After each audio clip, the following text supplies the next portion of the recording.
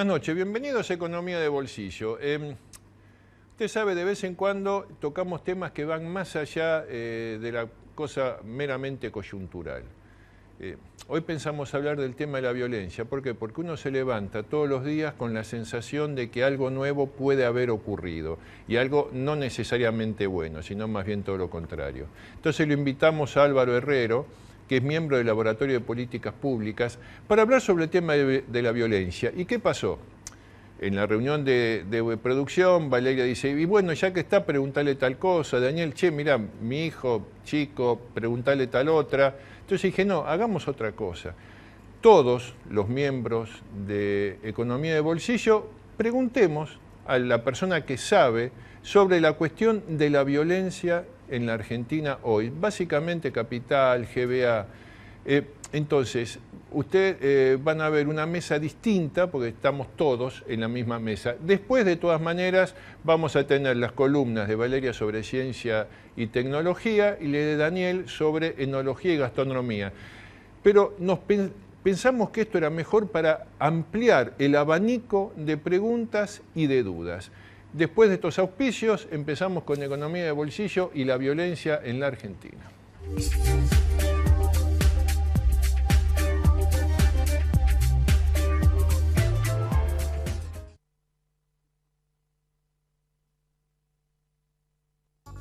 Créditos Pymes. ¿Sabías que el crédito que tu pyme necesita está en el Banco Ciudad? 0822-20400. Ya conoces tu ciudad, ahora conoce tu banco. Banco Ciudad, te quiere ver crecer. Porque lo querés de verdad, lo cuidas mucho y tratás de que no le pase absolutamente nada. Pero el pibe está grande y es hora de que tenga su propio auto.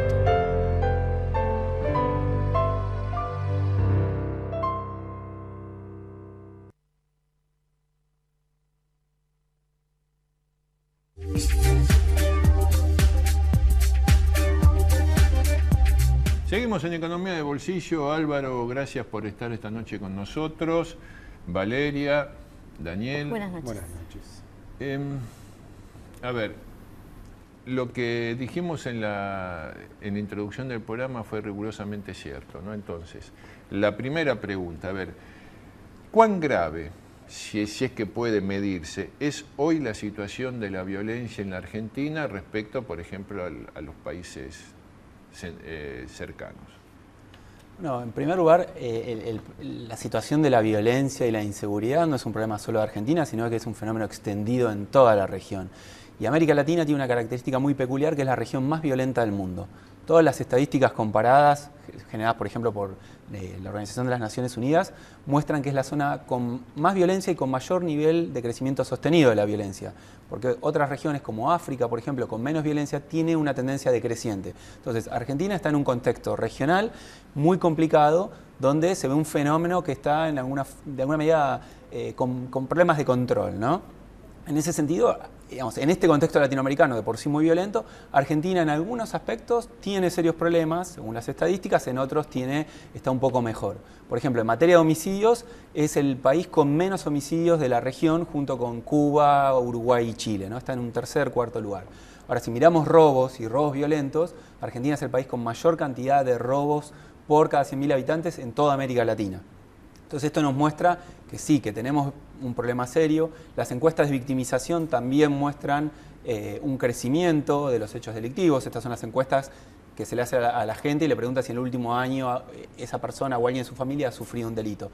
También se muestra un crecimiento sostenido. Entonces la primera conclusión, digamos, frente a estos debates y cuestionamientos que hay en los medios, es que sí, hay un problema de inseguridad en la Argentina, sí, es un problema serio, y el desafío es diseñar políticas públicas que nos ayuden a enfrentar este problema, que es un problema de largo plazo, no se soluciona de un día para el otro.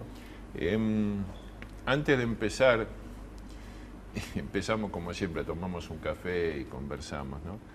Y la pregunta que yo me hago, que se la hice a muchos candidatos cuando venían aquí al programa, ¿es posible resolver el problema de la inseguridad en la Argentina con las fuerzas de seguridad que hay en la Argentina?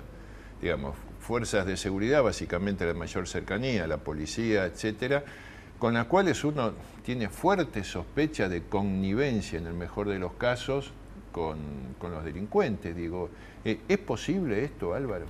En realidad, en todo proceso de reforma que tenga que ver con la seguridad ciudadana, la modernización de las fuerzas de seguridad es un factor clave. Sin modernización no hay posibilidades de tener una política integral, efectiva, con respecto a la seguridad. Entonces estoy totalmente de acuerdo. Ahí hay una gran deuda pendiente. La modernización y la capacitación de las fuerzas de seguridad es un desafío. Tanto la Policía Federal como las policías provinciales necesitan ser modernizadas, capacitadas, que se incorpore tecnología. Digamos, hay todo un abanico de reformas que son necesarias que no se están llevando a cabo. Si uno mira las buenas prácticas, los ejemplos de otros países de la región, encuentra precisamente esto, ¿no? Que las policías son reformadas, son modernizadas y se convierte en un elemento central. No es el único, no es exclusivo, pero es un elemento muy importante. Jóvenes. Vos al principio estabas hablando, comparabas un poco con África, decías que había una gran diferencia. Uno calcula que quizás haya más pobreza en algunos lugares de África que en Latinoamérica. Sin embargo, mencionaste que acá había un problema de inseguridad, en algunos casos más graves que en África. ¿También es un tema de cultural o de forma de ser del latino? Creo que, pensando en la comparación que haces con África, hay otro factor interesante, que es que América Latina también es la región más desigual del planeta, ¿no? Entonces se nos agregan herramientas para pensar la inseguridad. Yo no creo que tenga que ver con una cuestión de forma de ser o cultural.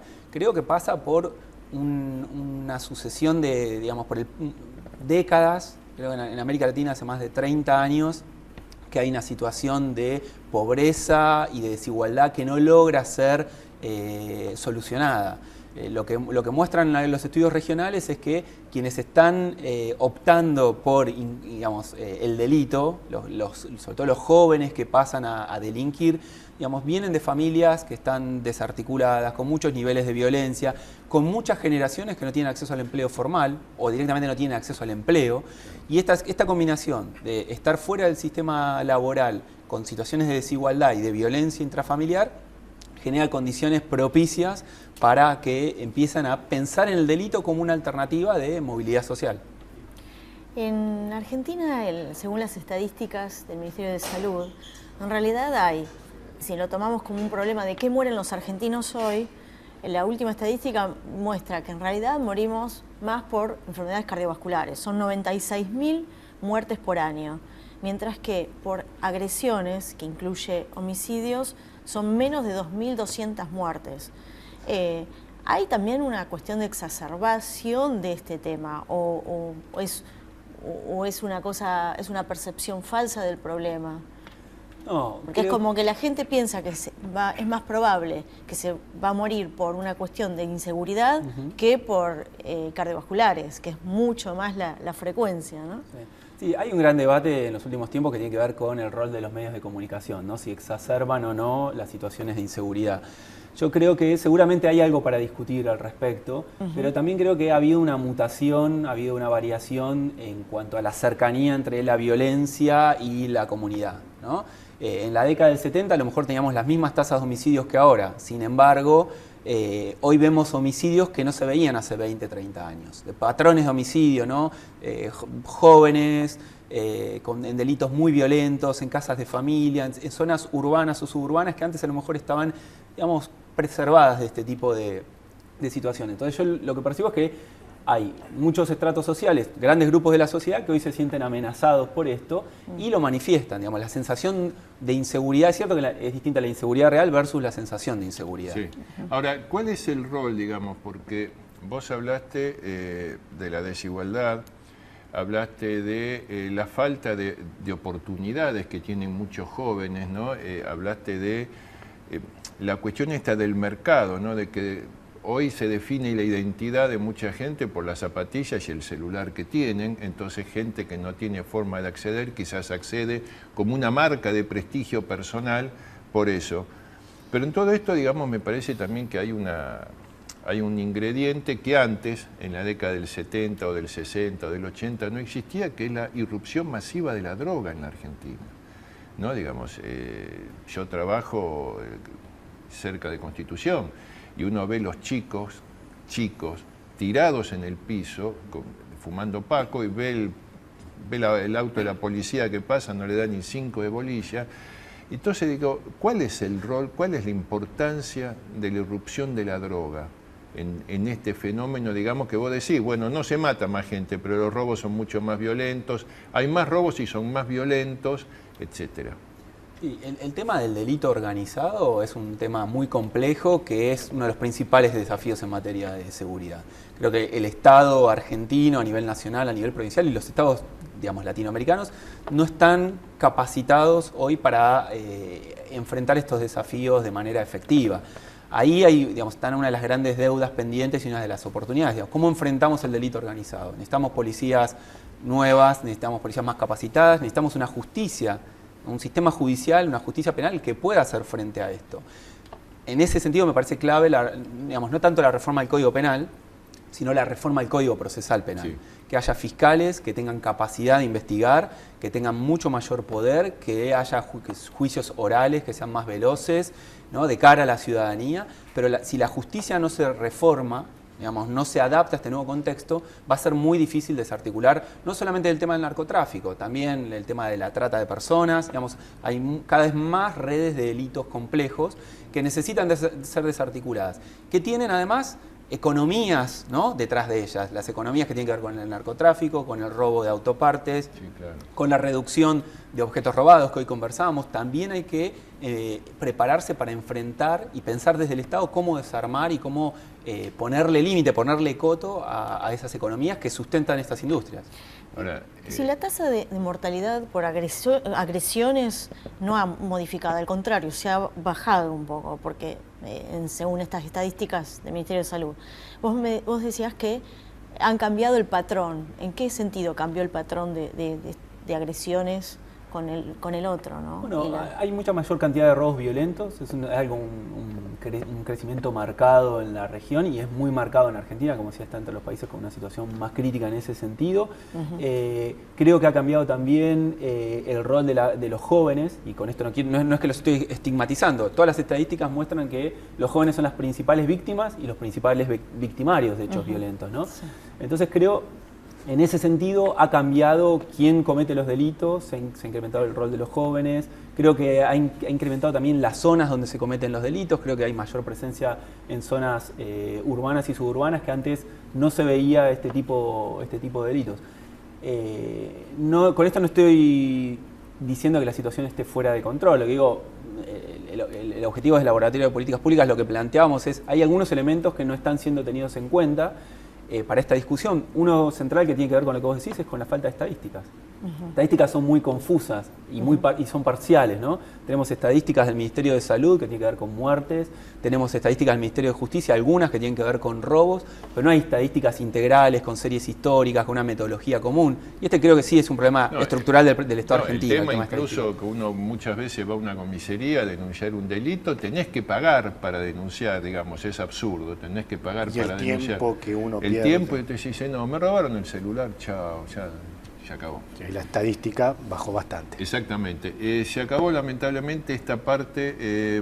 Álvaro, te agradecemos enormemente. Vamos a seguir charlando de esto porque a mí me preocupa de todo lo que vos dijiste, lo que me preocupa mucho es el rol del Estado en todo esto, el rol de las así llamadas fuerzas de seguridad, que en muchos casos son cómplices, porque todas estas redes de delitos solo pueden ser posibles con complicidad. Digamos, a ver, en Rosario quien amenazó de muerte al juez es un policía que está preso. Digo, a ver, esto es, y acá sabemos qué pasa con la Federal, sabemos qué pasa con la bonaerense, etcétera.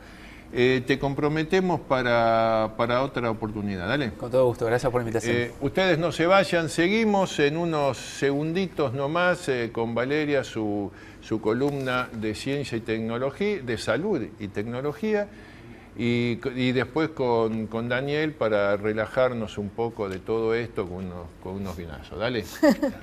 Dale. Ya va a volver.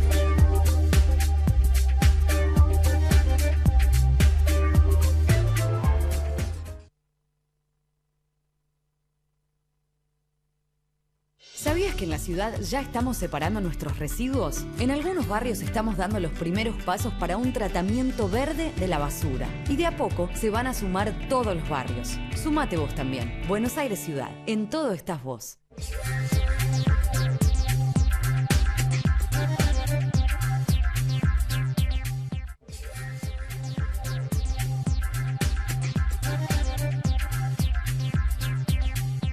Grupo Petersen, desde 1920, construyendo el país.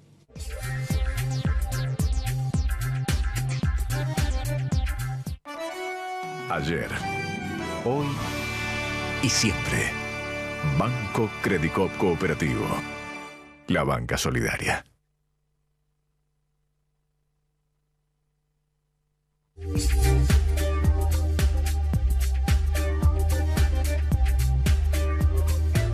Rincón saludable del programa. O sea, hablamos un tema denso, la verdad que quizás alguno puede pensar que un sábado a la noche era esto, pero lo que pasa es que lo vemos todos los días. Sí, es una preocupación de la gente. ¿No? Y sobre todo una preocupación porque vos nos vas a hablar de los beneficios de la caminata. Y cuando uno tiene que caminar, entonces tiene que fijarse por dónde camina, por lo menos. Sí. Y no solamente para no tropezarse. Sí, de alguna manera el miedo por la inseguridad es un factor que hace que mucha gente no salga a caminar como le indica el médico, ¿no?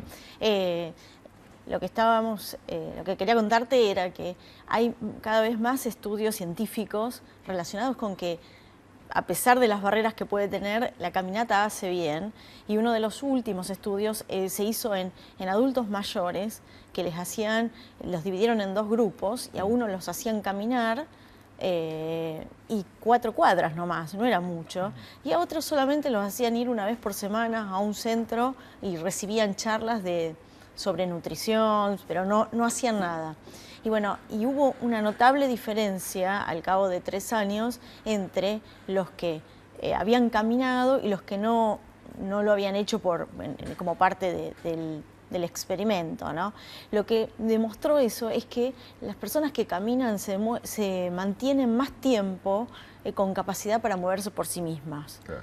Y que es algo muy importante porque eso implica no estar al cuidado, no tener un cuidador, y eso aumenta los costos económicos de la persona mayor. Además, a partir de cierta edad, y no empecemos a discutir sobre la edad de Rocco y la mía, ¿no?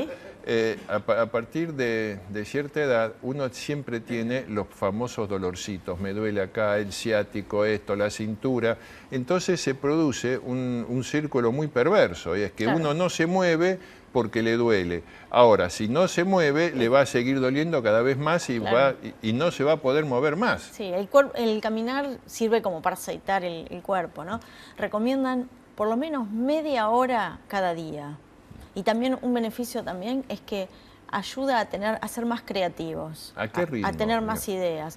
Hay que ir bastante rápido. No, lo que dicen, no window shopping, le dicen los médicos, no mirando vidrieras. Hay que ir caminando sin pararse, por lo menos media hora. Después uno puede parar y todo, pero eso es lo beneficioso, es caminar rápido y sin parar. ¿Hay alguna diferencia medicinal, digamos, entre correr y caminar, más allá de la edad, ¿no? Por razones obvias, digamos, una persona de 80 años quizá le resulte más fácil caminar que correr. Hay diferencias, es un esfuerzo mayor el correr, y por otro lado, para correr hay que estar entrenado, entonces no cualquiera puede correr así nomás, porque hay mayor riesgo sin estar entrenados, hay mayor riesgo de lesiones. Claro, entonces, por eso, caminar es más fácil, digamos. Y es mucho más natural, digamos, claro. Sobre todo acá en la ciudad, ¿no? Digamos, uno, o sea, por las barreras arquitectónicas, por todo. Igual recomiendan a una persona que hace muchos años que no se mueve, bueno, consultarlo con el médico, pero igual la caminata es mucho más fácil de hacer que ponerse a correr. Aparte yo creo, a ver, entre nosotros, yo creo que el caminar es mucho más humano que el correr. El correr es para los cuadrúpedos, digamos, por decir, los animales han sido criados, o no, Rocco, han sido criados para correr. En cambio los seres humanos, digamos, corremos excepcionalmente. Esta es una vieja Sí, es una interna vieja que tengo discusión con los runners. Sí, que hay una... De hecho, hay ¿por qué corremos? Hay toda una gran discusión. ¿Qué hizo que en la evolución corriéramos y que no necesitáramos y que podamos correr en dos patas? Patas, sobre todo. Valeria, muchas gracias. No se vayan, un muy pequeño corte y seguimos con Daniel Rosa, nos relajamos, abrimos una botella. Ya sé que a vos mucho no te gusta, pero no importa. Ya te vamos a convencer. Bueno. No se vayan.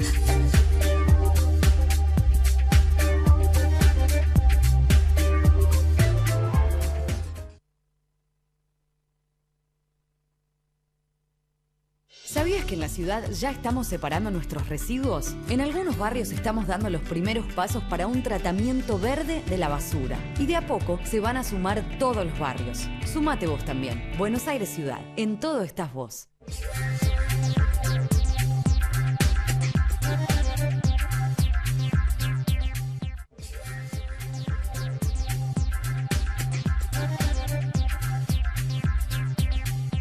Grupo Petersen, desde 1920, construyendo el país.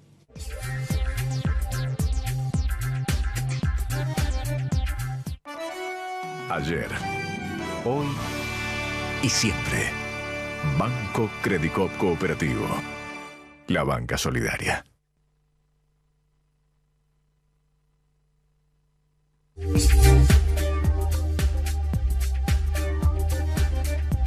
Seguimos en economía de bolsillo, la parte más relajada. Después uno está así, Después de los temas que suelto de cuerpo. Viene bien relajarse un poco.